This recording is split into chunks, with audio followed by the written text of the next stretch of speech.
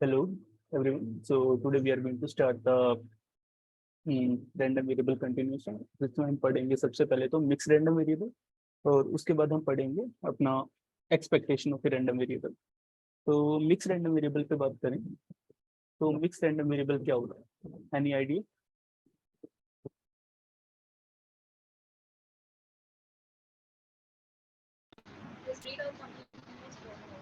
हम्म तो mix random variable वो होता है जहाँ पे हमारे पास जो रैंडम वेरिएबल बनता है वो दोनों का एक कॉम्बिनेशन होता है। तो इसको डिफाइन करने के लिए सबसे पहले हमारे पास एक थ्योरम होती है जिसका नाम है डीकम्पोजिशन थ्योरम। ठीक है। तो डीकम्पोजिशन थ्योरम क्या बोलती है कि अभी हमने देखा कि मिक्स रैंडम वेरिएबल क्या होगा, इसमें कॉम्बिनेशन होगा, this will B combination of discrete and continuous. तो इसका मतलब कहीं कहीं पे तो जो अपना रैंडम वेरिएबल होगा वो डिस्क्रीट पॉइंट ले रहा होगा और कहीं पे जाके इंटरवल ले रहा होगा। करेक्ट, इसका मतलब ये है। तो यहाँ पे जो डिस्क्रीट पॉइंट्स होंगे उनके लिए एक डिस्ट्रीब्यूशन फंक्शन होगा, मान लो कि वो है हमारा एच एक्स। ओके। और जो कॉन्टिन्यूस होगा उसके लिए भी एक डिस्ट्रीब्यूशन फंक्शन होगा, मान लो कि वो है जी एक्स। तो अलग अलग दो हमारे पास डिस्ट्रीब्यूशन फंक्शन है, एक हमारा जो मिक्स रैंडम वेरिएबल है उसके लिए ही डिस्क्रीट पार्ट के लिए, एक कॉन्टिन्यूस पार्ट के लिए। तो जो एक्स बनेगा कैपिटल एक्स जो अपना नया रैंडम वेरिएबल है, जो मेन रैंडम वेरिएबल है जो कि मिक्स रैंडम वेरिएबल है, इसके लिए हम डिस्ट्रीब्यूशन फंक्शन अगर लिखना चाहेंगे जो एफ एक्स होगा, that will be a combination of these two. ठीक है। और कॉम्बिनेशन भी कौन सा होगा, this will be a convex combination. So convex combination का मतलब क्या हो गया, alpha times H X plus 1 - alpha times G X. तो इस थ्योरम को बोलते हैं डीकम्पोजिशन थ्योरम। तो ये हमारा मिक्स रैंडम वेरिएबल होता है। तो किसी को पता है कॉन्वेक्स कॉम्बिनेशन क्या होता है?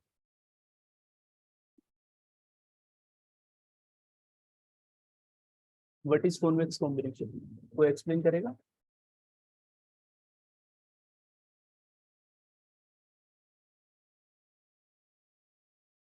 हेलो।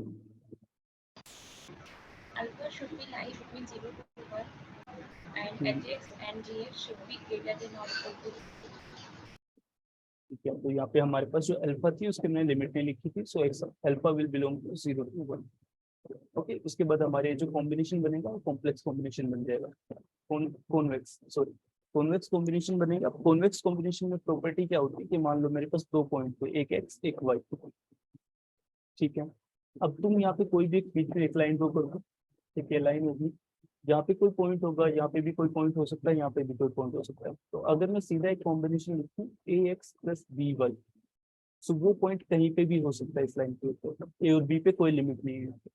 अब मैं बोलूँ कि मेरे पास A X plus 1 - a times of Y है, सच दैट की ए की वैल्यू बिलोंग करेगी 0 से लेके 1 के बीच में।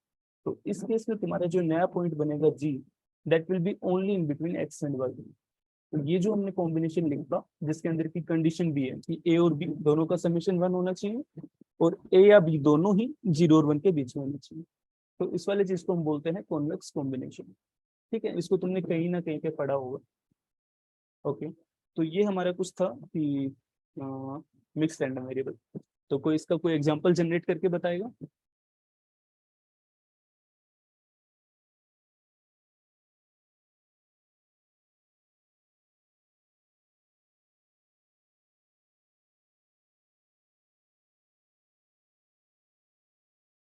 कोई एक सिंपल सा इसका एग्जांपल जनरेट करके बताओ कि जहाँ पे तुम्हारे पास जो रैंडम वेरिएबल बनेगा that will be A mix random variable.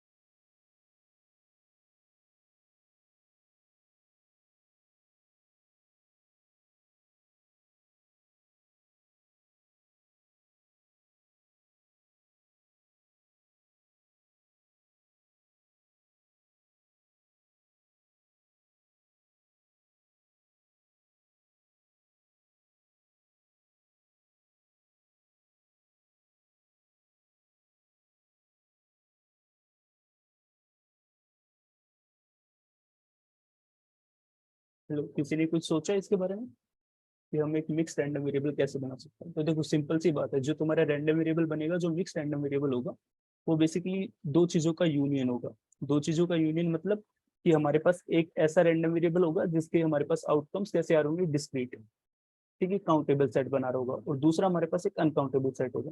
तो कुछ ऐसा रैंडम वेरिएबल बनाना है जिसके अंदर दोनों चीजें आ रही हैं, ठीक है। तो सिंपली तुम कुछ भी बना सकते हो, कुछ भी बना सकते हो कि मेरे पास एक्स ओमेगा है, ओके, ठीक है, मेरे पास एक्स ओमेगा है। अब इसको मैं डिफाइन कर सकता हूँ कि मेरे पास रैंडम वेरिएबल जो है इसकी वैल्यू मान लो कि मेरे पास 2 आ रही है, 4 आ रही है, और उसके बाद मान लेते हैं 1 प्लस ओमेगा स्क्वेयर आ रही है। अब ओमेगा को डिफाइन कर दो कि अगर मेरे पास 0 less than equal to omega less than 1 है तो उस केस में हमारे पास वैल्यू 2 ले रहा था, okay. 1 less than equal to omega less than 2 तो उस केस में 4 ले रहा था। और उसके बाद अगर मैं बोलूँ कि हमारा ओमेगा अगर 2 से बड़ा है, उसको और लिमिट में डाल देते हैं ज़्यादा बड़ा ना करके, तो उस केस में ऐसा केस आ रहा है। तो ये जो रैंडम वेरिएबल बना है ये तुम्हारा क्या बना है, मिक्स रैंडम वेरिएबल बना है, क्योंकि यहाँ पे तुम्हें खुद दिख रहा है जो रैंडम वेरिएबल एक्स है उसकी रेंज क्या है, कोई रेंज बताएगा, एक्स की रेंज क्या है यहाँ पे,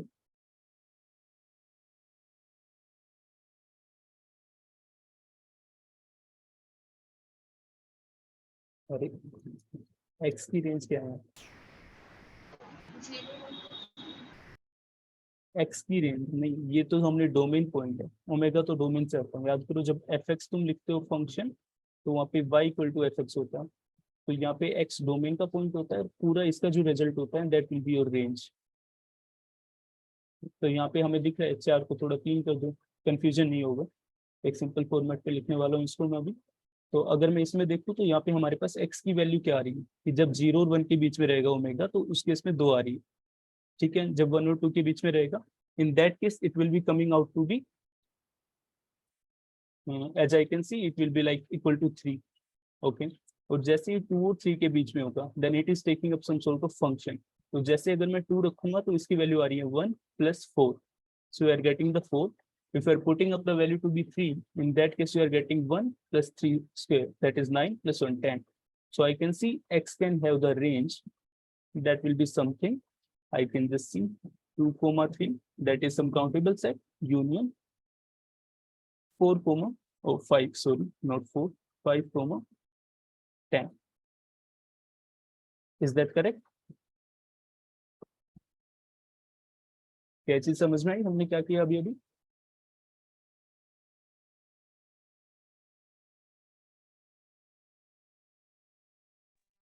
Yes. ठीक है।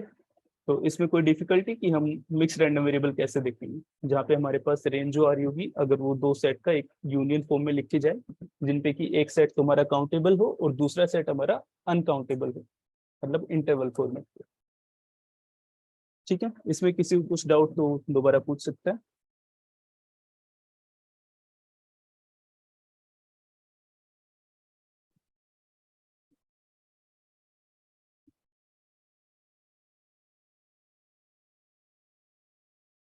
नो सर, कोई डाउट नहीं है। ठीक है, तो चलो एक न्यूमेरिकल देता हूँ उस पर ट्राई करो। तो एक प्रॉब्लम है मेरे पास कि मेरे पास एक रैंडम वेरिएबल दे रखा है, that we are given some random variable जिसका डिस्ट्रीब्यूशन फंक्शन हमें डिफाइन है।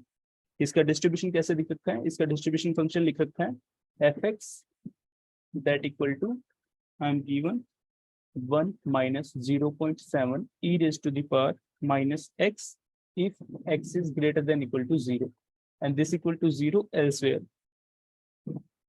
ठीक है। तुम्हें बताना है,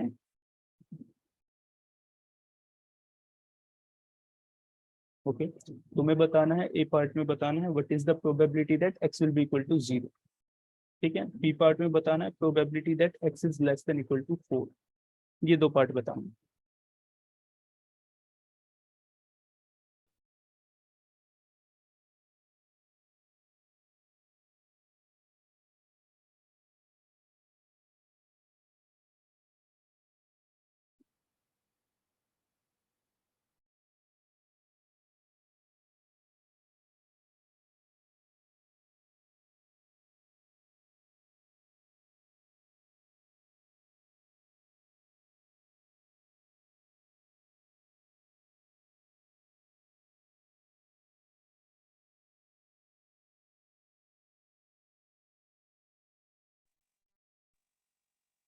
एक्स इक्वल्स टू जीरो वाला भैया होगा 0.3, हाँ करेक्ट, और x less than equals to 4 वाला 1 minus 0.7 upon a to the power 4.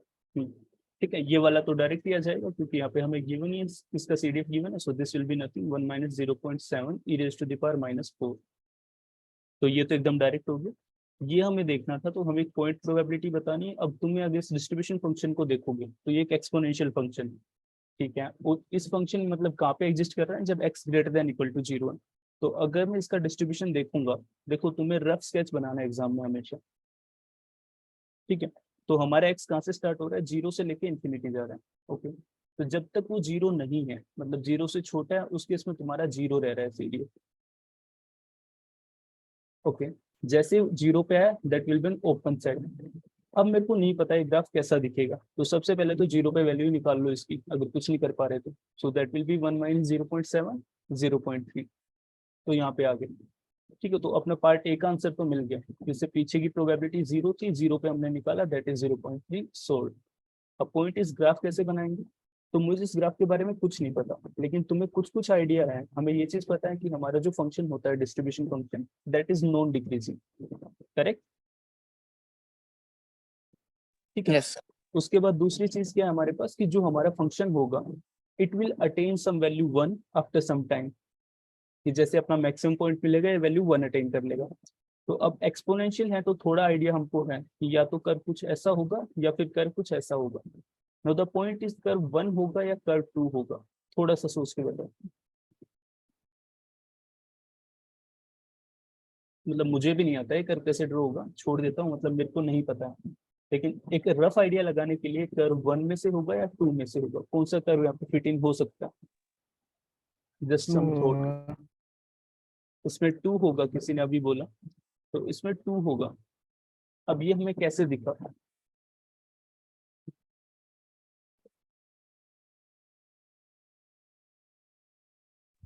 Increasing होगा इसलिए। हाँ हाँ, इंक्रीजिंग तो दोनों ही है, ये वाला भी इंक्रीजिंग है, 1 भी तो इंक्रीजिंग है। नाउ द पॉइंट इज 1 की जो स्टीपनेस है, देखो स्टीपनेस, देखो इसकी स्टीपनेस क्या है, बढ़ती जा रही है। तो ये कर्व कुछ ऐसा होगा, ये इस सेंस में ऐसे चलता जाएगा। तो अब अगर हमें यहाँ पे कुछ 1 वैल्यू मिलनी थी, ये कर्व उसको क्रॉस कर जाएगा। लेकिन इस कर्व में जाओगे तो हो सकता है 1 वाली वैल्यू पे जाके असिम्प्टोट बन जाए। समझ में आया? Yes.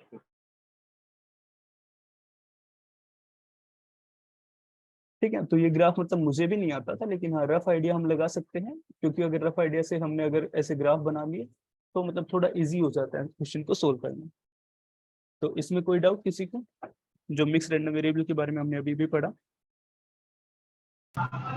No, sir. हाँ बोलो, तुम्हारा बैकग्राउंड नॉइस बहुत ही ज्यादा आ रहा है, चैट में लिख दो, चैट में लिख दो, चैट में लिख दो, लिख दो। भैया अब सही है? हाँ लिटिल बेटर। हाँ भैया, मैं कह रही थी कि जो फर्स्ट वाला क्वेश्चन है प्रोबेबिलिटी x इक्वल टू 0, तो हाँ यहाँ पे 0.3 क्यों आएगा, मतलब क्योंकि ये कंटिन्यूअस केस है, तो CDF का हम प्रॉपर्टी जानते हैं कि राइट कंटिन्यूअस होना चाहिए, तो ये तो हाँ, राइट कंटिन्यूअस नहीं है। ये CDF राइट कंटिन्यूस है। इसमें जैसे तुम लिमिट लगाओगे, राइट कंटिन्यूस देखना है, तो हमें वैल्यू देखी 0 के ऊपर जो है 0.3। अब राइट कंटिन्यूस देखोगे तो क्या करोगे, limit h going to value 0 and I can see 1 minus 0.7 e raised to the power minus 0 plus h, ये सोल्व करोगे। तो जैसे इसको सोल्व करोगे तो h को 0 पुट करो, यू आर वापस getting 0.3। So this is right continuous. ठीक है, जो हमारा 0 पॉइंट है वहां पे हमारा कर्व क्या ले रहा है, एक स्टेप ले रहा है। तो वहाँ पे एक स्टेप फंक्शन सा बन रहा है, लेकिन वो एक्चुअली उसको स्टेप फंक्शन बोलेंगे नहीं, लेकिन हाँ वहाँ पे एक कट ऑफ पॉइंट है। भैया कंटिन्यूअस केस में पॉइंट प्रोबेबिलिटी 0 हाँ होगा। लेकिन वो कंटिन्यूस नहीं है, x इक्वल टू 0 पे म्यूट करो, x इक्वल टू 0 पे हमारा फंक्शन कंटिन्यू, मतलब जो रैंडम वेरिएबल है हमारे पास जो डिस्ट्रीब्यूशन फंक्शन बन रहा है, this is basically combination of discrete and continuous. तो जैसे हमारे पास x इक्वल टू 0 है, वहाँ पे फंक्शन डिस्क्रीट है, क्योंकि वहाँ पे तुम्हें पॉइंट प्रोबेबिलिटी मिल रही है, अभी हमने चेक किया। तो वहां पे तो पॉइंट डिस्क्रीट हो गया, और उसके बाद जो भी पॉइंट है ओपन इंटरवल अगर 0 से स्टार्ट करूंगा इंफिनिटी, यहाँ पे हमारे पास क्या बनेगा, कॉन्टिन्यूस बनेगा। ठीक है, तुम ऐसे देख के, ऐसे हम देख के नहीं बता सकते कि कॉन्टिन्यूस है या नहीं, हमें प्रोबेबिलिटीज भी चेक करनी होती है कि अगर प्रोबेबिलिटी 0 आ गई तो हाँ, we can say that it is discrete, it is continuous. भैया इसका डेंसिटी फंक्शन निकाल सकते हैं क्या? हाँ निकाल सकते हैं। इसका डेंसिटी फंक्शन देखो, एक तो हमने निकाल ही लिया, बहुत सिंपल है।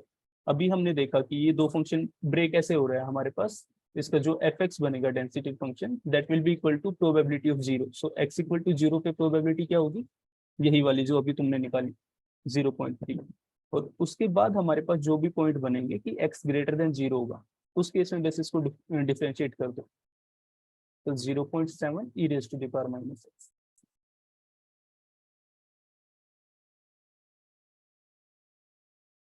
भैया एक क्वेश्चन है, हाँ हाँ बताओ।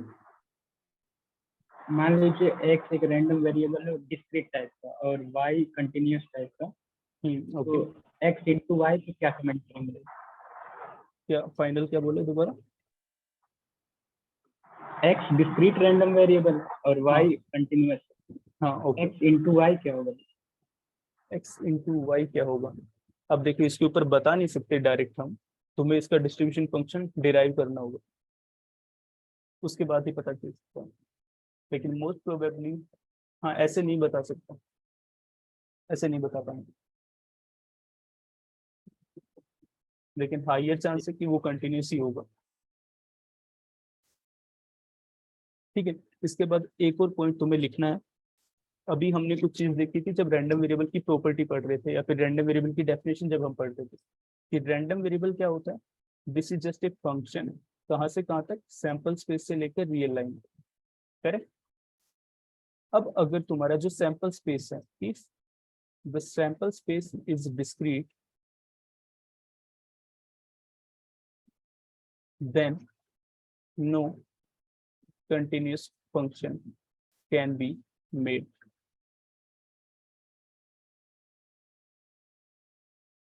Okay, what does that mean, अगर हमारा जो सैंपल स्पेस है वो डिस्क्रीट है, तो तुम कोई भी ऐसा फंक्शन नहीं बना पाओगे कि सैंपल स्पेस से लेकर तुम इंटरवल में चले जाओगे।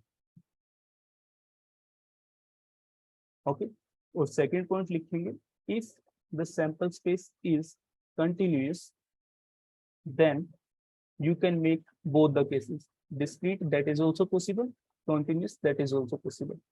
और अगर ये दोनों ही पॉसिबल है तो मिक्स भी पॉसिबल हो जाएगा। तो ये पॉइंट याद रखना है।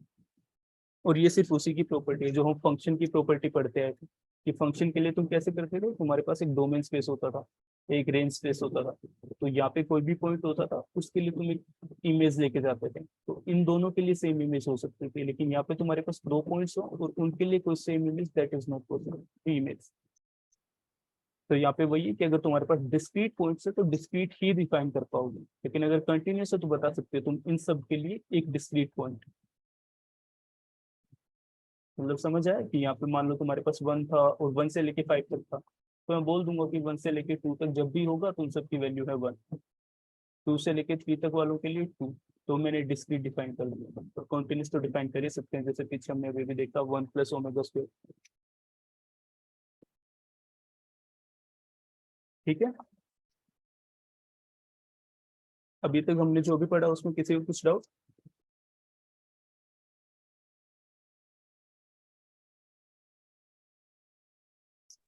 नहीं भैया। ओके, चलो अब आते हैं एक्सपेक्टेशन के ऊपर। तो एक्सपेक्टेशन क्या होती है,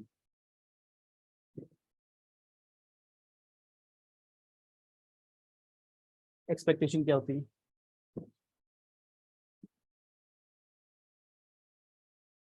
कोई फालतू कमेंट नहीं करेगा सर, वही जो मैंने उससे रखी थी जो वो तोड़ के चली गई, ऐसा हुआ है किसी के साथ। कोई नहीं बोला, होता सबके साथ है, बताता कोई नहीं। चलो एक्सपेक्टेशन क्या होती है अगर हम रैंडम वेरिएबल में ही बात करते हैं।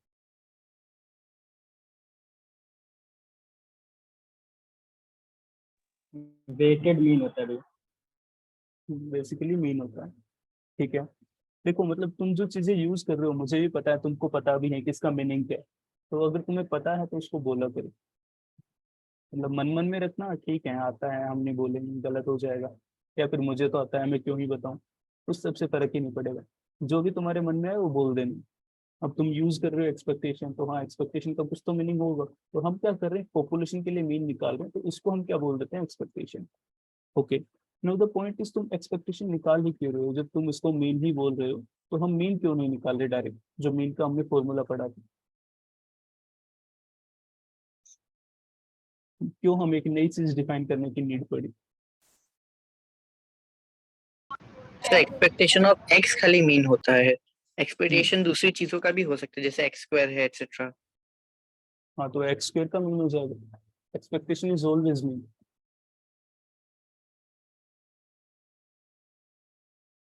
एक्सपेक्टेशन का मीनिंग ही मीन है। लॉसेस निकालने के लिए हायर मोमेंट्स को निकालने के लिए देखो अभी किसी ने बोला कि सर एक्सपेक्टेशन हम एक पर्टिकुलर एक्स के लिए मीन लिखते हैं, फिर उसने बोला कि सर हम एक्सपेक्टेशन ऑफ एक्स स्क्वायर भी निकाल सकते हैं। ठीक है, अब थोड़ी देर पहले शायद पिछली 2 वीडियो में हमने एक चीज पढ़ी थी कि अगर हमारे पास कोई एक्स रैंडम वेरिएबल है, और अगर मैं कोई फंक्शन लूँ कॉन्टिन्यूस और वो एक्स के ऊपर लगा दूँ तो नया रैंडम वेरिएबल बन जाएगा। तो तुमने एक्स स्क्वायर लिखा, this is a function and this is continuous, so this X square that can be considered to be new random variable. तो अगर मैं इस नए रैंडम वेरिएबल की एक्सपेक्टेशन निकाल रहा हूँ तो ये फिर से क्या बन गया, मीन बन गया। तो द पॉइंट इज हम मीन ऐसे निकाल ही क्यों रहे हैं। अगर तुमको सिंपल एक फॉर्मूला पता था कि अगर मेरे पास मीन, मतलब इसको मैं इक्विवेलेंट लिख देता हूँ, तो this is equivalent to mean, correct.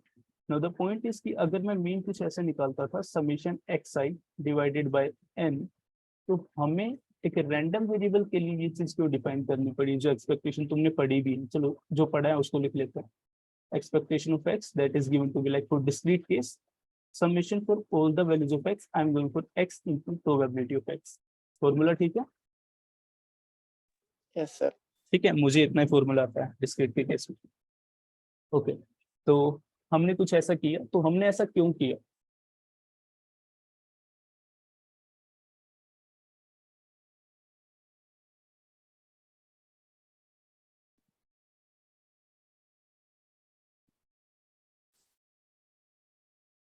मतलब हम आगे जो भी चीजें पढ़ेंगे वो मतलब पर्टिकुलर एक चैप्टर पे नहीं होगी, जिसको हम पढ़ेंगे उनको हम ट्राई करेंगे कि आगे वाले चैप्टर से या पीछे जो हमने क्लोज किए होंगे उन सब से रिलेट कर पाए।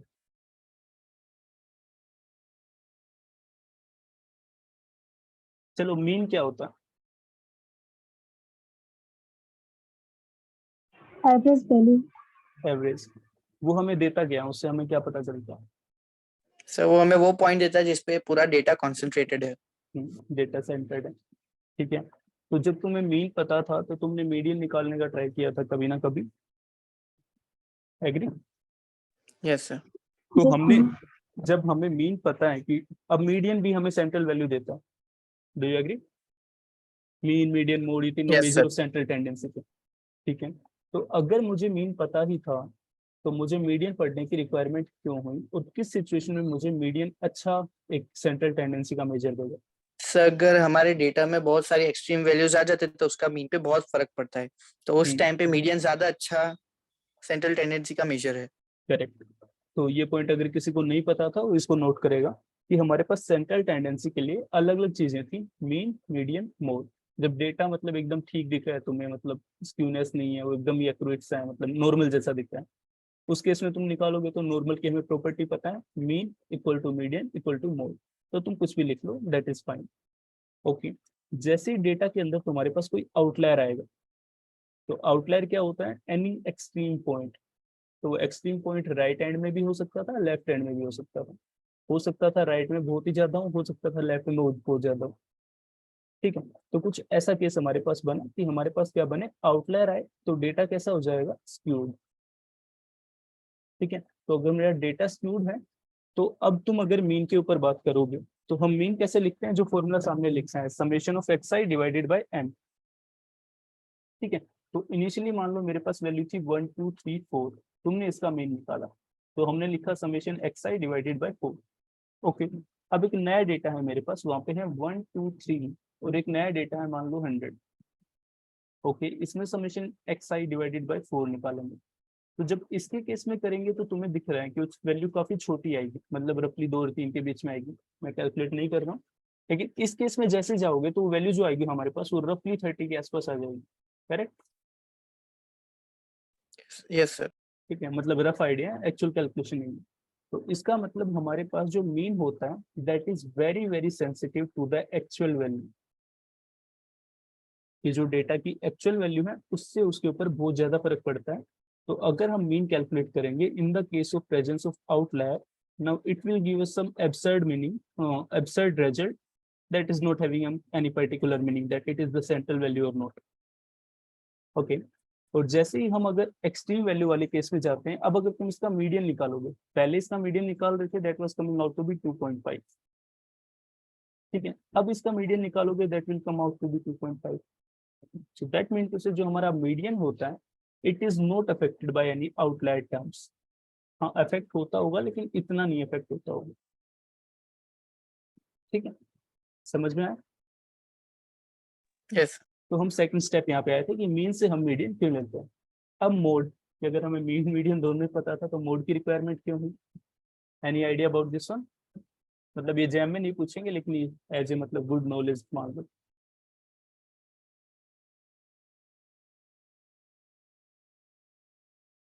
जब हमें मीन और मीडियन दोनों चीज पता ही थी तो हमने मोड क्यों पढ़ा?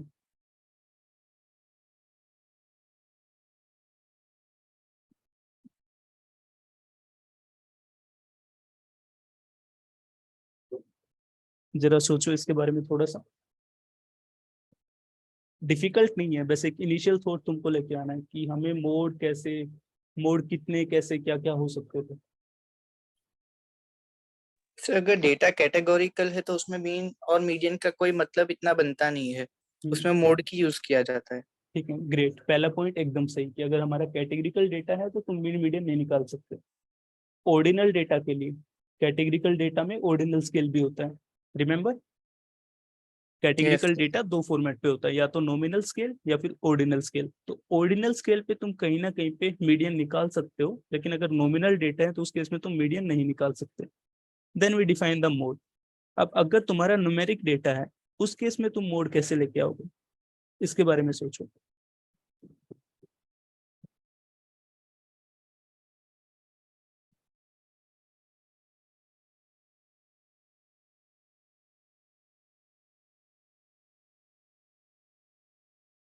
अच्छा, मैं हिंट देता हूँ। तुमने ऐसे डिस्ट्रीब्यूशन पढ़े हैं जिनके दो मोड होते हैं, by model distribution and so on?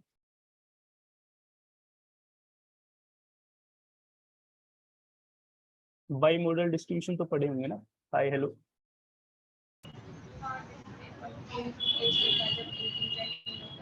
हम्म, और पे तुम कहाँ पे बैठे हो? तो जब आवाजें आ रही हैं। सर मेरा घर मार्केट में है तो अच्छा अच्छा, पे तो आवाज आएगी। Okay okay. तो तुम चैट में लिख दिया करो, वो थोड़ा बेटर रह जाएगा, क्योंकि मैं आधा ही समझ पाता हूँ तुम क्या बोले। सर वो हिंट फिर से दीजिए ना। मैं हिंट बोल रहा था कि तुमने कहीं ना कहीं पे जब डिस्ट्रीब्यूशन पढ़ते थे तो तुमने पढ़ा होगा कि हमारे पास बाई मॉडल डिस्ट्रीब्यूशन भी होते हैं। ठीक है, और उसमें न्यूमेरिकल डेटा के अंदर बाई मॉडल डिस्ट्रीब्यूशन तुमने पढ़े हैं? पढ़े नहीं तो सुने हैं, सुने तो पक्का ही होंगे। यस सर करे है। हाँ, तो उसका मीनिंग क्या होता है कि हम एक डेटा के लिए दो सेंट्रल वैल्यू निकाल रहे हैं, करेक्ट? Yes sir. उसकी रिक्वायरमेंट क्यों?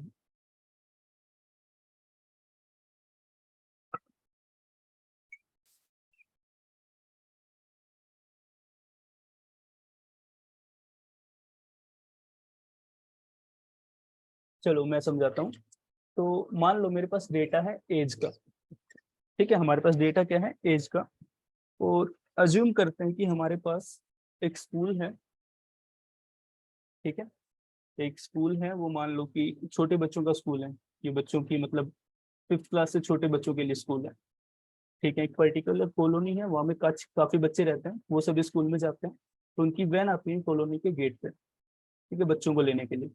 अब ऑब्वियसली बच्चा 5th क्लास से भी छोटा है तो घर में से कोई ना कोई इसको छोड़ने जाएगा, करेक्ट? तो यहाँ पे जो बस स्टॉप था वहाँ पे हमारे पास जितने भी लोग आ रहे थे हम उन सबकी डेट की एज की एंट्री ले रहे थे। तो हमारा जो रजिस्टर होगा उसके अंदर एज कैसे आएंगे, कोई बच्चा आया, वो मान लो फोर्थ क्लास में एज कितनी होती है बच्चे की?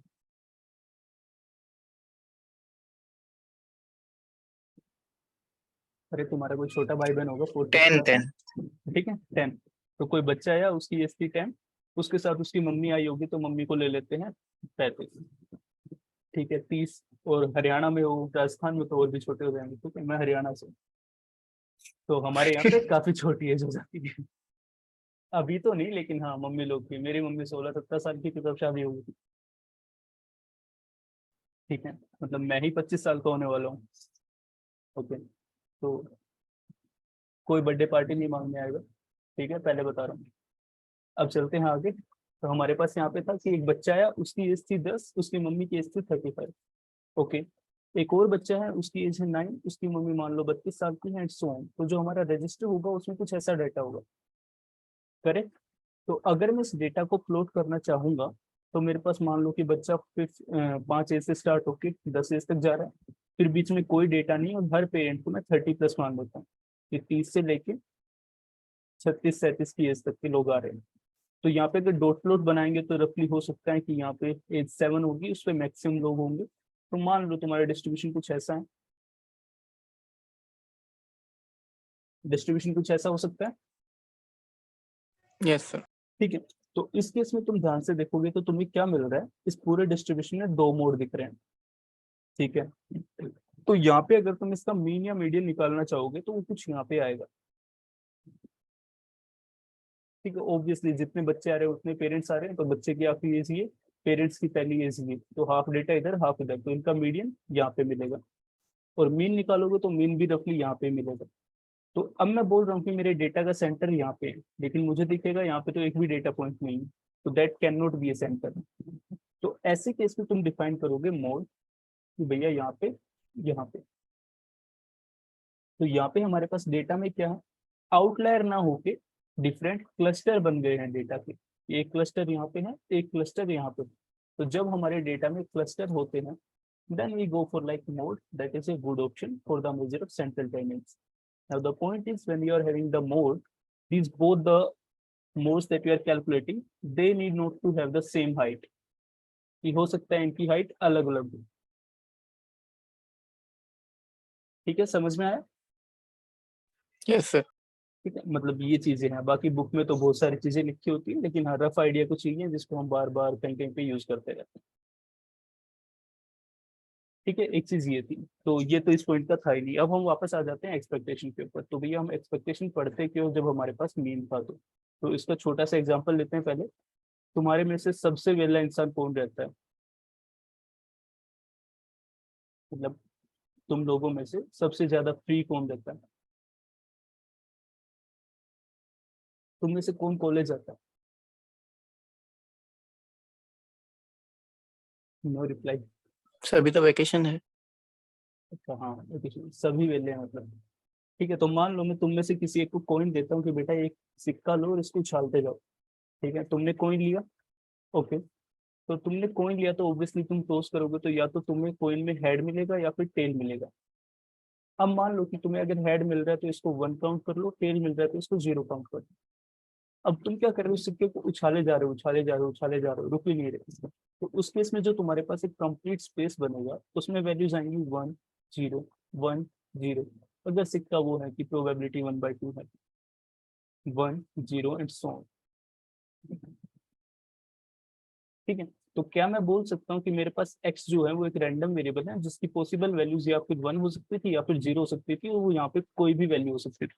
तो जब तुम बोलते थे कि हमने x डिस्ट्रीब्यूशन से, तो अगर मैं बोलूँ कि x is following A Bernoulli with parameter 1/2, तो तुम बोलते थे कि इस डिस्ट्रीब्यूशन से तुमने 5 यूनिट उठाए, तुमने एक सैंपल उठाया x1 x2 so on xn। तो तुम ये सारी चीजें कहाँ से उठा रहे थे, तुम इस लोड से उठा रहे थे कि जो x रैंडम वेरिएबल था वो कुछ ऐसा दिखेगा, उसका कंप्लीट पॉपुलेशन, वहां से हमने 5 यूनिट उठाया, करेक्ट। Yes sir. तो अगर तुम्हें x का मीन निकालना था तो x के अंदर तो ये सारी पॉसिबल वैल्यूज हैं जो कि नेवर एंडिंग है। तो अगर तुम सिंपल फॉर्मूला लगाओगे summation xi divided by n, तो उस केस में सबसे पहले तो तुम्हें समेशन xi करने में पॉसिबल नहीं है, 1 + 0 + 1 + 0 so on divided by infinity, so that is not making any sense. तो यहाँ पे ये वाली चीज इनवैलिड होगी। तो जब हमने रैंडम वेरिएबल डिफाइन किया तो हमने बोला था रैंडम वेरिएबल एक प्रोबेबिलिटी मॉडल के साथ असाइन होगा। तो यहाँ पे हमारे पास क्या होगा, तुम्हारे पास एक x होगा, ओके, तुम्हारे पास एक p of x होगा, करेक्ट। तो हमें क्या करना है, x की एक प्रोबेबिलिटी होगी। अब प्रोबेबिलिटी को याद करो, प्रोबेबिलिटी होता क्या था, what do you mean by probability, in the sense of relative frequency, याद करो।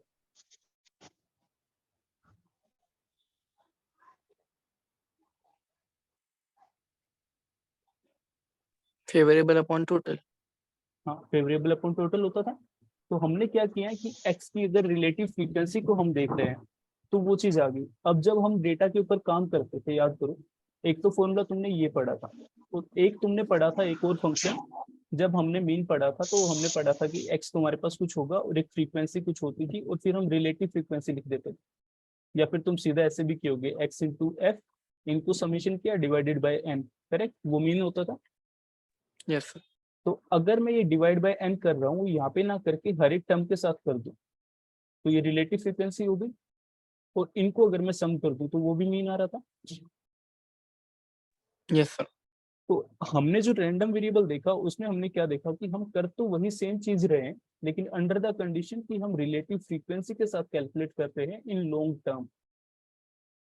तो मेरे पास x की जो भी पॉसिबल वैल्यूज थी वो मैंने लिखी, प्रोबेबिलिटी लिखी जो कि लॉन्ग टर्म में रिलेटिव फ्रीक्वेंसी ही होती है, और फिर मैंने उनको सम कर दिया, so that is coming out to be my mean, क्योंकि ये वाला फॉर्मूला प्रैक्टिकली पॉसिबल नहीं था। तो ये तो इसकी थोड़ी वो होगी कि हाँ ऐसा हो क्यों रहा है, तो वो ऐसा हो रहा है। बाकी हमें ये काम आएगा नहीं, लेकिन हाँ ये पता होना चाहिए, कल को अगर तुम्हें किसी को एक्सप्लेन करना हो तो उसको ऐसे एक्सप्लेन कर सकते हैं कि हाँ हमारे पास कुछ ऐसा हो रहा है, सारी चीजें घूम फिर के एक ही चीज होती है।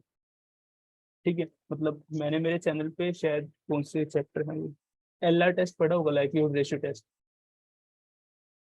ठीक है, लेकिन मेरे चैनल पे जाओगे तो जो भी क्वेश्चन LR टेस्ट का होगा मैंने उसमें कभी भी LR टेस्ट लगाया नहीं।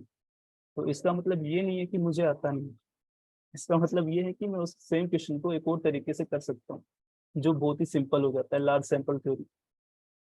शायद FMS में एक पर्टिकुलर चैप्टर है लार्ज सैंपल थ्योरी, उसमें सिंपल सिंपल वर्डों में लिख रखा है कि बेटा ऐसे करोगे तो ये हो जाएगा। हमें सिंपल वो चीज अप्लाई करनी है और हमारे LR टेस्ट वाले क्वेश्चन हो जाते हैं। तो हमें जब प्रिपेयर करना होता है तो उसमें अगर हम मैथमेटिकली चीजों को समझना स्टार्ट करेंगे कि हर चीज का मीनिंग क्या निकलता है, तो चीजें थोड़ी सी आसान हो जाती हैं। ठीक है, बहुत ही डिफिकल्ट चीजें पढ़ने का रिक्वायरमेंट नहीं होता है। ठीक है, तो अब आ जाते हैं इसकी डेफिनेशन के ऊपर कि एक्सपेक्टेशन ऑफ x क्या होता है। तो अगर मेरे पास कोई x रैंडम वेरिएबल डिफाइंड था, then you define expectation of x to be summation for all the values of x, you go for probability of x। ये कब है हमारे पास, जब तुम्हारे पास x जो है that is a discrete random variable. अब ये चीज एग्जिस्ट कब करेगी, so this will exist provided कि हमारे पास summation x p of x for all the values of x, this must converge। जब कोई बोलता है कि किसी रैंडम वेरिएबल x की एक्सपेक्टेशन एग्जिस्ट कर रही है तो इसका मतलब होता है वो एक्सपेक्टेशन फाइनाइट नंबर है, वो इनफाइनाइट नहीं।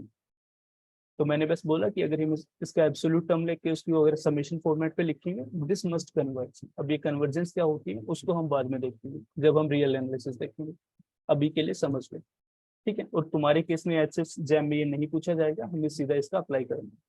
ओके, उसके बाद अगर तुम्हारा कॉन्टिन्यूस रैंडम वेरिएबल है उस केस में क्या होगा, integration for all the values of x, और टेक्निकली तुम माइनस इंफिनिटी से इंफिनिटी ले सकते हो, then you can go for x into F of X dx। ठीक है, अब यहाँ पे भी सेम ही बात है कि उसको कन्वर्ज करना चाहिए, तो सेम चीज provided integration for minus infinity to infinity, you go for mod of x F X, this must converge dx।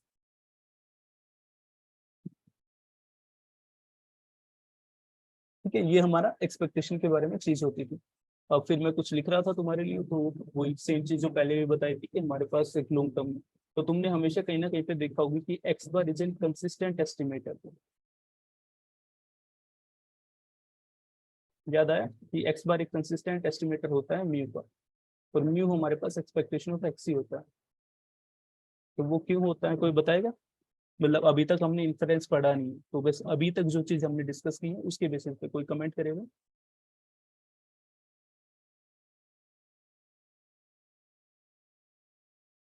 Sir expert sample के लिए होता है, म्यू पॉपुलेशन के लिए होता है। तो हम सैंपल के मीन से पॉपुलेशन का मीन एस्टिमेट करते हैं। तो वो कंसिस्टेंट एस्टिमेटर क्या होता है? तो कंसिस्टेंट एस्टिमेटर देखो, तुम्हें मैं बाद में पढ़ाऊंगा, जब एकदम इन्फ्रेंस पे आएंगे तो डिटेल में पढ़ेंगे। कंसिस्टेंसी का मतलब होता है क्लोजनेस। क्लोजनेस का मतलब कि दो चीजें बहुत ही ज्यादा पास में आ गई हैं। और हम कंसिस्टेंसी की बात कब करते थे, जब एन टेंडिंग टू इंफिनिटी होता था। याद है? थोड़ा बहुत इन्फ्रेंस तो पढ़ा होगा सबने, आई होप सब शायद थर्ड ईयर में है और सेकंड ईयर में आ जाता है इन्फ्रेंस। Yes sir. ठीक है, तो तुमने जब इन्फरेंस पढ़ा होगा तो उसमें देखा था कंसिस्टेंट एस्टिमेटर के बारे में हम तब बात करते हैं जब एन टेंडिंग टू इंफिनिटी होता है। ठीक है, और कंसिस्टेंसी का मीनिंग होता है कि दो चीजें आपस में बहुत ज्यादा पास में आ गई हैं। तो अभी जस्ट थोड़ी सी देर पहले हमने देखा था कि हमारे पास जो चीज हो रही है, ये जो हम मीन निकाल रहे थे, इसको हम रिलेटिव फ्रीक्वेंसी वाली टर्म में लिख रहे थे यहाँ पे। तो मैं इसको बस इसी फॉर्मेट पे लिख रहा था कि this is nothing summation of F I X I F I divided by N. और ये जो चीज थी ये लॉन्ग टर्म में क्या हो जाती थी, प्रोबेबिलिटी। और हमने स्टार्ट कहाँ से किया था, इस x का मीन हम लिख रहे थे, that was summation of F I X I divided by summation F I, जो बेसिक मीन था उससे हम लिखना स्टार्ट किए थे। और इसको हमने कन्वर्ट करवा दिया था कि भैया ये चीज एक्सपेक्टेशन के बराबर हो जाती है when n is going to be very large. इसलिए हम बाद में आगे चल के पढ़ते हैं कि हमारा जो सैंपल मीन होता है that is an consistent estimator of population mean. ठीक है, इसमें किसी को कोई डाउट? No sir. ठीक है, अब इसके बाद तुम्हें एक पॉइंट और लिखना है। अब चलो पूछ लेता हूँ, क्या सैंपल मीन हमेशा एग्जिस्ट करता है?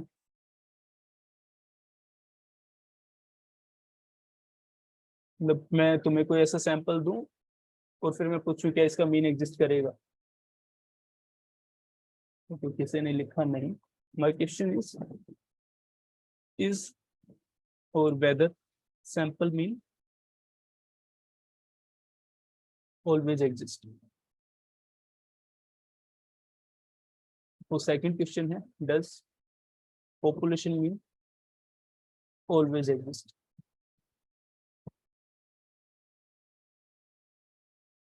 ऐसे ऐसे क्वेश्चंस आते रहते हैं शायद ग्रुप्स वगैरह पे, जो ग्रुप व्हाट्सएप वगैरह पे बने रहते हैं, उन तो पूछते रहते हैं बच्चे।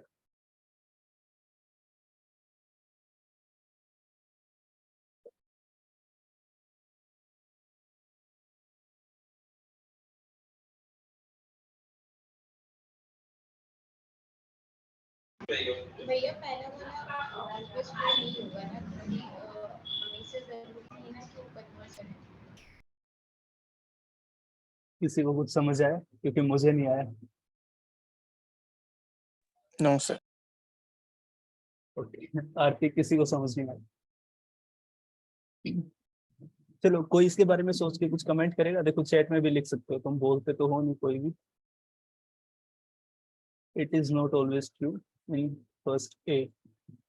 अच्छा, ठीक है, तो इसका आंसर होगा कि जो सबसे पहली स्टेटमेंट है उसका आंसर है यस, कि हमारे पास सैंपल मीन हमेशा एग्जिस्ट करेगा, लेकिन जो पॉपुलेशन मीन है वो हमेशा एग्जिस्ट करे ऐसा जरूरी नहीं है।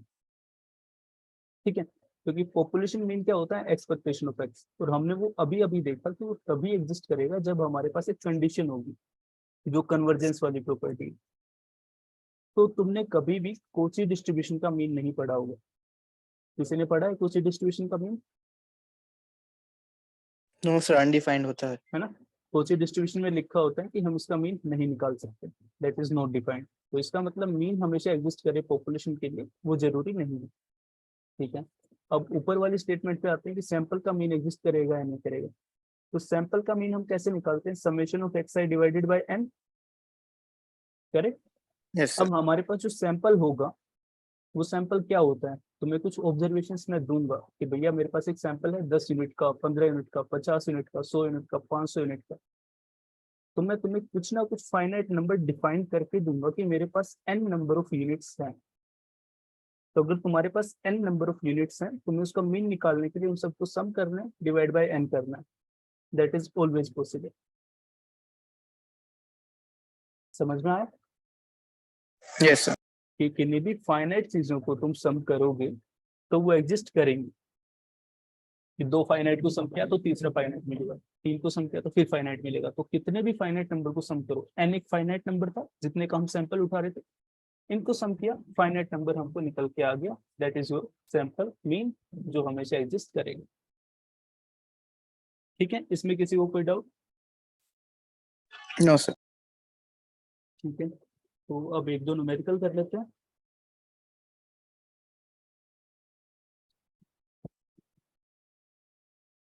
ठीक,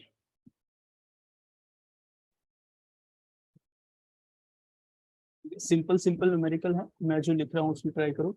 late x be the number of trials required to get the first success in a series of Bernoulli trial. ठीक है, मैंने क्या बोला? Let x is the number of trials required to get first success in a series of Bernoulli trial. Okay, जहाँ पे success की probability है, probability of success is given to be p। Okay, then find expectation of x। मैंने इसको question format पे पूछा, आगे तुम इसके बारे में पता भी है ये रैंडम वेरिएबल होता कौन सा है, तो बताइए कौन सा रैंडम वेरिएबल है जो मैंने अभी भी लिखा?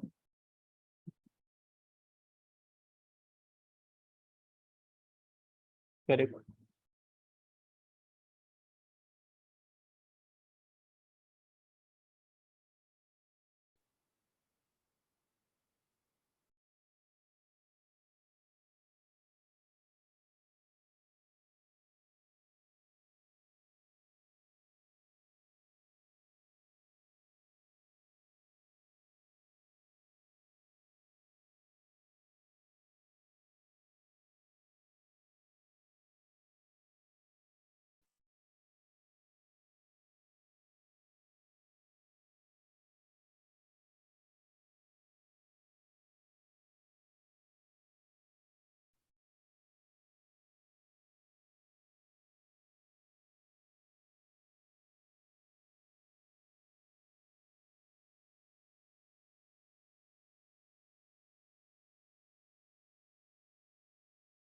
ये क्वेश्चन में लिखा। ओके, ठीक है, किसी ने सीधा ज्योमेट्रिक रिजल्ट लिख दिए। ओके आरपी, अब इसको ट्राई करके देखो, सॉल्यूशन फॉर्मेट पे लिख के देखो, कोई लिख के बताएगा मेरे को?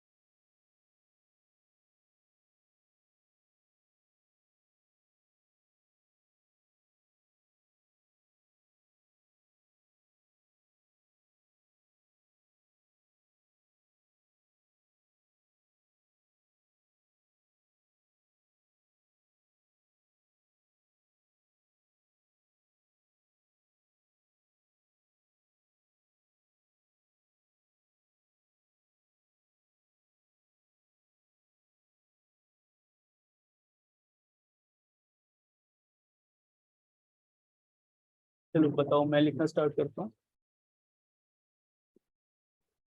बताओ कहाँ से स्टार्ट करूँ? सबसे पहले तो तुम्हें प्रोबेबिलिटी चाहिए होगा, तो प्रोबेबिलिटी फंक्शन क्या बनेगा? चलो एक्स की वैल्यूज क्या बनेंगी, किसी ने आरपी ने कमेंट में लिख रखा है। ठीक है, एक्स की पॉसिबल वैल्यू होंगी 1 2 3। ओके, सीक्वेंस लिखेंगे, करेक्ट। तो यहाँ पे हमें दिख रहा है कि हमारे जो एक्स नंबर ऑफ ट्रायल बोल रहे हैं कि हमें सक्सेस के लिए कम से कम एक बार तो खेलना पड़ेगा, तो number of trials will be possible to be like 1 2 and so on. Okay, उसके बाद हम प्रोबेबिलिटी फंक्शन लिखेंगे एफ एक्स, में उसको लिख देता हूँ. So that will be P Q raise to the power X minus 1 when X is getting to be like 1 2 and so on. Is that correct? Okay fine, ठीक है. अब इसके बाद हमें क्या करना है, एक्सपेक्टेशन ऑफ एक्स लिखेंगे. ओके लिख दो. तो एक्सपेक्टेशन ऑफ एक्स क्या होती है, summation for all the values of x you go for x into P of X. Okay, so that will B 1 into p plus 2 into p q plus so on. Correct? तो यहाँ पे अगर मैं p को common निकालूंगा, सो 1 plus 2q plus 3q square plus so on, कुछ ऐसी term आएंगी. अब ये वाली चीज तुम्हारे पास क्या है, AGP. क्या सभी को AGP सोल्व करनी आती है? Yes sir. ठीक है, तो AGP सोल्व कर लेंगे. तो AGP ठीक है, अगर सभी को आती है तो मैं स्किप कर देता हूँ. तो इसको जब फाइनली तुम सोल्व करोगे so answer will be p over 1 minus q square. ठीक है, और 1 माइनस q स्क्वायर क्या होता है, that is p over p square, so you are getting 1 by p. That is your answer. Easy. Yes sir. ठीक है, एक और ट्राई करो. ये तुमको पता भी होगा, ये कंटिन्यूस का केस ले लेते हैं फिर से. मतलब अभी तक हमने डिस्ट्रीब्यूशंस नहीं पढ़े हैं, लेकिन मैं जो क्वेश्चन दे रहा हूँ वो डिस्ट्रीब्यूशन से ही है. कि मान लो तुम्हारे पास जो एफ एक्स है वो गिवन है मेरे पास, दैट इज 1 ओवर थीटा 0. अब इसका आंसर सबको पता होगा. If 0 less than X less than theta, okay, else then find expectation of X. तो दिख रहा है यूनिफॉर्म डिस्ट्रीब्यूशन है 0 से थीटा, तो मीन होगा थीटा बाई 2. ठीक है, तुम्हें इसको प्रूव करना, फाइंड आउट करना है, प्रूव करने का मतलब.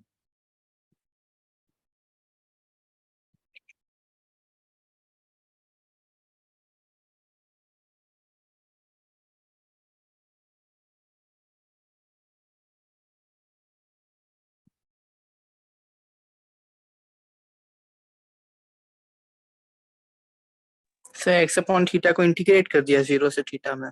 करेक्ट. ठीक है, इजी, एकदम डायरेक्ट, स्ट्रेट फॉरवर्ड. ओके, एक और ट्राई करूं. तो मेरे पास एक रैंडम वेरिएबल है जिसके लिए मैंने क्या दे रखा है कि उसका एक्सपेक्टेशन निकालना है. सच दैट एफ एक्स दे रखा है 1 ओवर एक्स स्क्वायर और 1 less than X less then infinity 0. तो तुम्हें इसमें एक्सपेक्टेशन दिखाना है कि expectation of x does not exist.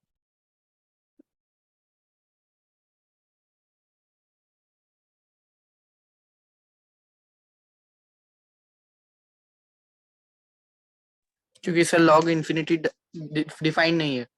Correct. तो तुम्हारे पास जब इसको इंटीग्रेट करना स्टार्ट करोगे, तो जब तुम इसको इंटीग्रेशन में लेके आओगे तो आएगा integration of 1 over x dx, जो है यहाँ पे 1 से लेके इन्फिनिटी. अब ये चीज तुम्हारे पास इन्फिनिटी हो जाएगी, क्योंकि इसका ln x होता है. ln x में वैल्यू डालोगे इन्फिनिटी, तो infinity minus ln 1 that is 0, so infinity. अब एक्सपेक्टेशन तभी एग्जिस्ट करती थी जब हमारे पास इसका जो इंटीग्रल करते थे, if that was coming out of the find. ठीक है, एक और क्वेश्चन ट्राई करो. तो कोची डिस्ट्रीब्यूशन का पता है क्या होता है, वो क्या कहते थे, एफ एक्स.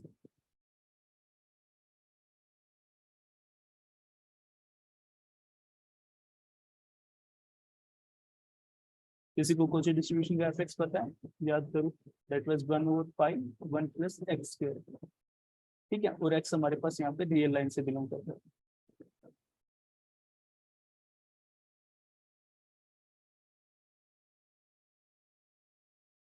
चलो इसको ट्राई करके बताओ.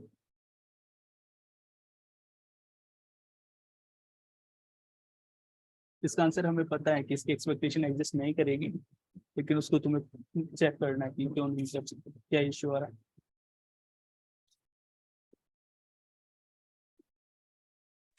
सर log इन्फिनिटी और log नॉट मतलब नेगेटिव इन्फिनिटी दोनों ही अनडिफाइंड है. तो फिर से यहाँ पे तुम्हारे पास कुछ ऐसा आएगा, लोग वाली टर्म्स बनेंगी, तो वहाँ पे फिर से तुम इसको डिफाइन नहीं कर पाओगे फाइनाइटली. अच्छा पहले वाला है. ओके, तो ये सब चीजें समझ में आई कि एक्सपेक्टेशन क्या होता है, इसका मीनिंग समझ में आया. Yes sir. ठीक है, तो इसकी कुछ प्रॉपर्टीज हैं वो भी शायद अभी कर लेता है, 2-4 प्रॉपर्टीज हैं जिनको तुम्हें पढ़ना है और याद रखना है।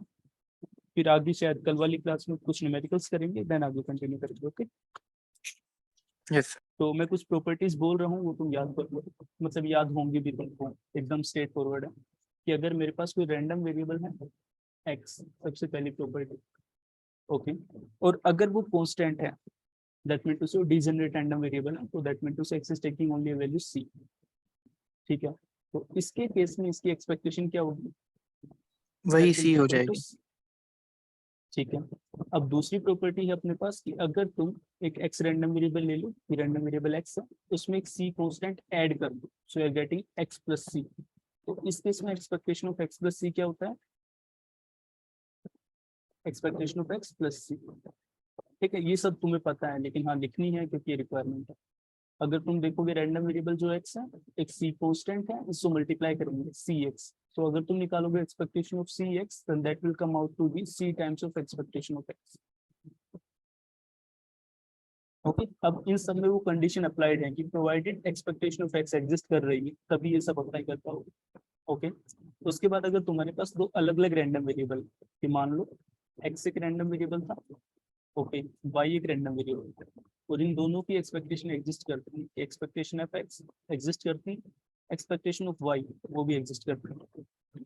ठीक है, अब अगर मैं इन दोनों को सम कर दूं कि अगर तुम्हें निकालना है expectation of X plus Y, तो ये होगा expectation of X plus expectation of Y. Okay, remember these things. उसके बाद तुम्हारे पास एक और है प्रॉपर्टी कि अगर मेरे पास एक्सपेक्टेशन ऑफ एक्स एग्जिस्ट कर रहा है, देन एक्सपेक्टेशन ऑफ एक्स इसका mod that will be less than equal to expectation of mod of X. Okay, yes ठीक है, ये प्रॉपर्टी, इसका एक पर्टिकुलर नाम होता है, कोई मेरे को रिमाइंड कराएगा नाम क्या होता है?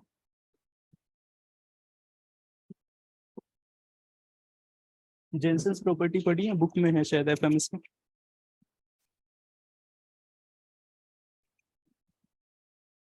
हेलो, किसी ने पढ़ा है जेनसेंस प्रॉपर्टी?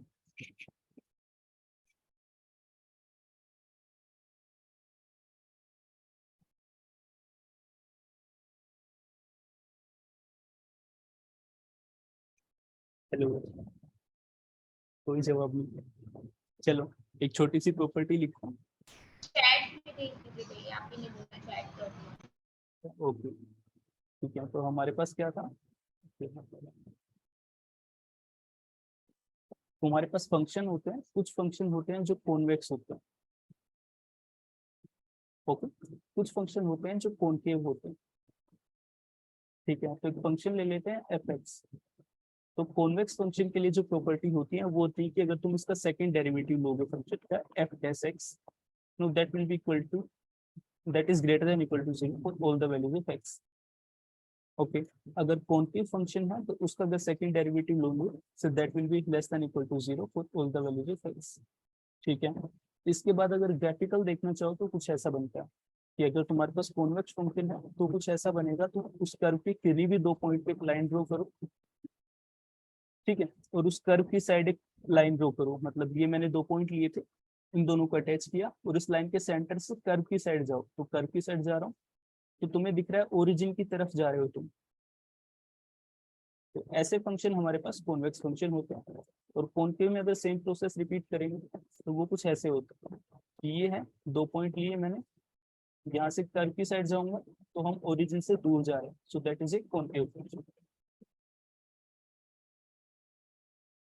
ठीक है, अब इसके नीचे स्टार करके प्रॉपर्टी लिखेंगे कि अगर मेरे पास x is a random variable, if a random variable x that is defined, और मेरे पास एक g फंक्शन था जो हमने x के ऊपर अप्लाई किया, सो ये भी एक रैंडम वेरिएबल बन गया। ठीक है, फिर से सेम बात, जेम पॉइंट ऑफ व्यू से तुम मान सकते हो कि जो भी g फंक्शन देंगे वो एग्जिस्ट कर जाएगा। तो अगर तुम्हारा इफ g डॉट जो फंक्शन है अपना, if that is a convex function, कि हमारा g फंक्शन कॉन्वेक्स है, in that case then expectation of g of x that will be greater than equal to g of expectation of x. Okay, second property लिखेंगे कि if मेरा जो जी जो function है, if that is concave, then expectation of g of x that will be less than equal to g of expectation of x.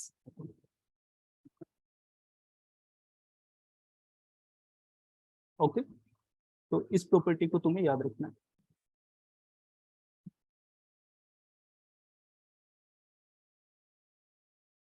Yes sir. ठीक है, तो ये जो हमने फाइनल रिजल्ट लिखा है ये यहीं से लिखा है, इसका मतलब बेस यहीं से। तो हमने ये प्रॉपर्टी याद कर ली नहीं क्योंकि बार बार यूज हो जाती है, लेकिन हो सकता है एग्जाम में ये ना देखे कोई और फंक्शन दे दे। तो अगर कोई और फंक्शन देता है तो तुम्हें वैसे इस प्रॉपर्टी का यूज करना है। इस प्रॉपर्टी में उसको किसी भी तरह फिट इन करवाना है, अगर वो फिट इन हो जाता है then you can solve the problem. Okay, तो ये कुछ प्रॉपर्टीज थी, इन सबको तुम्हें पढ़ के रखना है। कल की क्लास का मैं टाइमिंग बताऊंगा। Okay, so that's all from the expectation point of view as a theory portion.